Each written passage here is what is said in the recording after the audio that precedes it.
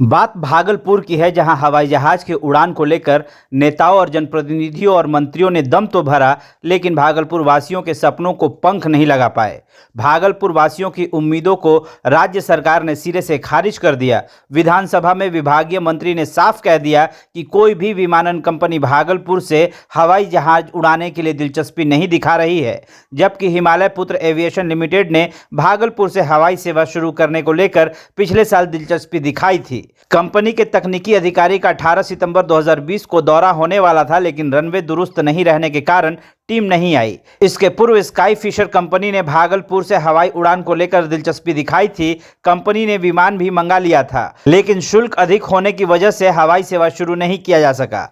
अब एक बार फिर हवाई सेवा शुरू कराने को लेकर कांग्रेस विधायक अजीत शर्मा ने पहल की है। उन्होंने गोराडीह में गौशाला की 500 एकड़ जमीन होने की बात सरकार को बताई है। इस जमीन को ट्रांसफर कराकर हवाई अड्डा बनाने की सलाह विधानसभा में भी दी है। अब देखना यह है कि इस सलाह को सरकार कितना अमल में लाती है। अब पिछले साल भागलपुर को उड़ान योजना से जोड़ने को लेकर कवायद शुरू की गई थी। उड़ान योजना उड़े देश का आम नागरिक के तहत छोटे शहरों को रीजनल कनेक्टिविटी स्कीम के तहत जोड़ने की योजना प्रधानमंत्री की है। इस योजना से भागलपुर को जोड़ने के लिए केंद्रीय स्वास्थ्य व परिवार कल्याण राज्य मंत्री अश्विनी कुमार चौबे, केंद्रीय उड्डयन मंत्री हरदेव सिंह पुरी को पत्र लिखा था। साथ ही चौबे केंद्रीय उड्डयन मंत्री से भी मिले थे।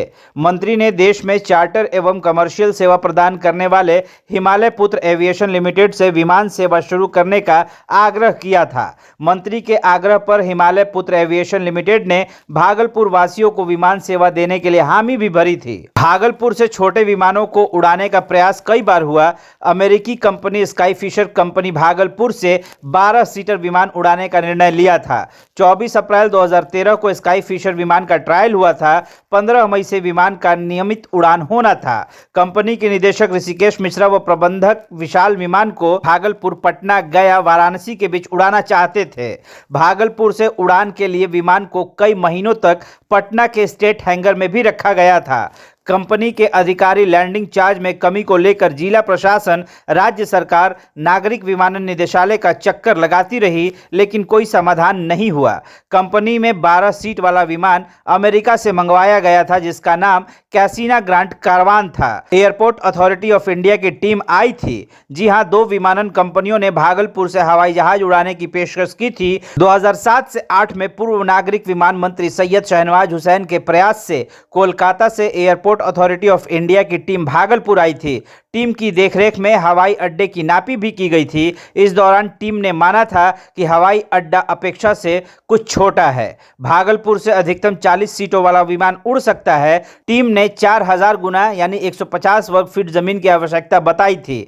नापी में जमीन 3300 गुना 150 वर्ग फीट थी। हवाई अड्डे के दक्षिण और पूरब की ओर 3 मंजिला से ज्यादा भवन निर्माण नहीं करने की बात कही गई थी। भागलपुर वासियों, विशेषकर रोगियों, सिल्क व्यापारियों, व्यवसायियों, चिकित्सकों, अधिवक्ताओं आदि को हवाई सुविधा नहीं रहने के कारण परेशानियों का सामना करना पड़ता है। साथ ही व्यापार पर भी इसका असर पड़ रहा है। आपको बता दें कि तमिलनाडु, वाईजैक, मेघालय, कुल्लू, मनाली, शिमला में हवाई पट्टी 3300 वर्ग फीट की है और वहां हवाई सेवा शुरू है। भागलपुर में रनवे की लंबाई 3600 फीट है और यहां से हवाई सेवा शुरू नहीं हो पाया है।